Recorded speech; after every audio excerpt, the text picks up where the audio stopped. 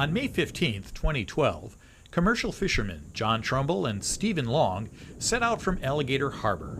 Their plan for the day was to set their nets and pull in bait fish.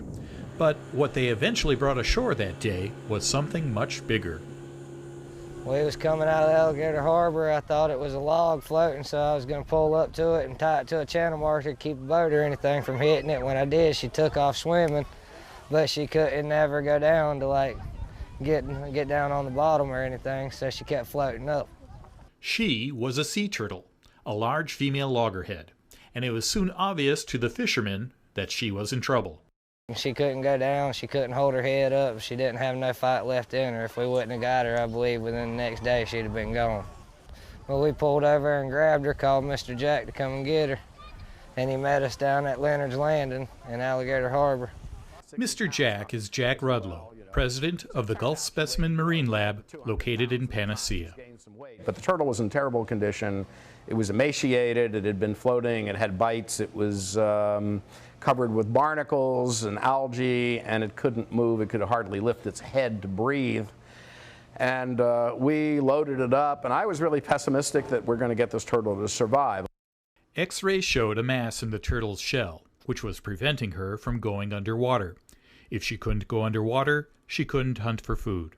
And out in the ocean, that meant she would starve. The mass could have been an air bubble, a fibrous tumor, or something unexpected and very much man-made. One of the biggest problems with sea turtles is they love eating jellyfish. They're immune to the stings on them, but they love to eat the jellyfish. Keith Grumbly is a volunteer at Gulf Specimen.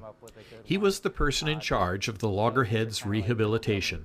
What happens is a balloon or a plastic bag floating on the surface to them looks like a jellyfish. When you think of a helium balloon that lands in the water with the strings hanging, it looks just like a jellyfish. And their system is just not designed to be digesting the plastic or the rubber. The worst thing are those mylar balloons.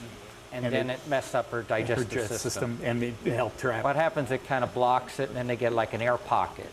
And then they can't go underwater. Okay, all right. We never found anything, but that doesn't mean that that wasn't that it wasn't that. The important thing is she did lose whatever was in there.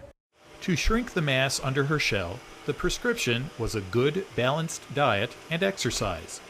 Keith began hand-feeding the distressed turtle, giving her squid and fish. As she got stronger and gained weight, they began to add crabs, a loggerhead delicacy. To get her to swim and to hunt, which she would have to do in order to return to the sea, he began to drop the crabs into the tank, letting them head for the bottom. And then she finally figured out if she paddled really hard, because of the air bubble, her tail was sticking out of the water, waves were going over the side of the tank, but she could get down to get that crab. Great. And that was like heaven for her, because that's one of her favorite things to eat. One of the most exciting things is when we were finally able to see her sleeping on the bottom of the tank. That was a big milestone for her. That means that she could stay underwater for a good length of time. The recovering sea turtle quickly became something of a local celebrity and a featured attraction at the lab. Since she had been rescued from the waters off Alligator Point, kids visiting Gulf Specimen named the loggerhead Allie. The lab's and Keith's hard work paid off. This past May, a year after her rescue, new X-rays showed that the mass inside Allie was gone. The time had come to return the loggerhead to the sea. After considering the options, it was decided to release Allie at Bald Point State Park. We do know that she's way better shape to cope with the environment now, and she can run down crabs and she can do this. Now, admittedly, that's in a tank. What if she gets out there and the crab can run and it's got an ocean to go into? But she's a strong turtle now. She's vigorous, she swims well, and she hunts down her food. Saturday, June 22nd, was chosen as the day Allie would be returned to the sea. And while the skies over the beach at Bald Point were a bit cloudy, Allie's fans did not disappoint her. More than 1,000 people came out to see her off. The release was very much like a show, with Allie as the star of the day. Like all good shows, this one had an opening act. To kick things off, a Kemp's Ridley sea turtle, a much smaller species, that had also been rehabilitated at Gulf Specimen was released. Jack Rudlow did the honors. Right here, we've had a Ridley already leg. Gonna take her a little while to equilibrate.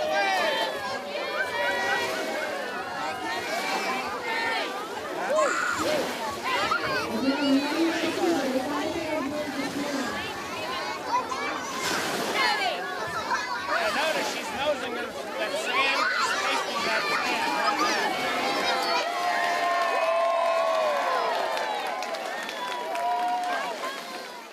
Then, around 2 p.m. and high tide at Bald Point, Allie made her entrance, arriving in an ATV and, like all stars, accompanied by an entourage.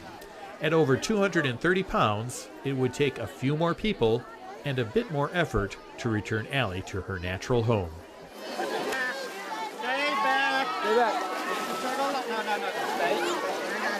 Back. Everybody. Everybody stay back.